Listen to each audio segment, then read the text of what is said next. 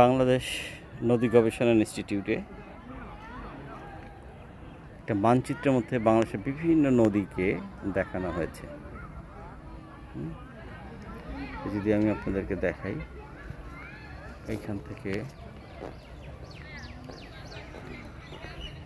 সুন্দরভাবে দেখতে পাবেন। এই যে আমার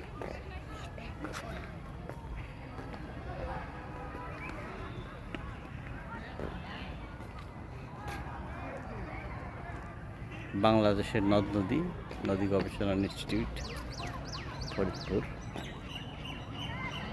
এই যে আমাদের উত্তরবঙ্গ থেকে শুরু হয়েছে। একদম প্রথমে দেখানো হয়েছে আপনার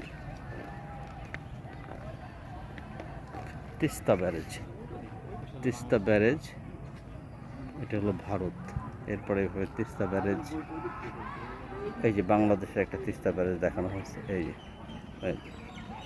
এরকম রংপুরের মধ্যে এটা তিস্তা নদী, ধরলা নদী, তিস্তা সেতু,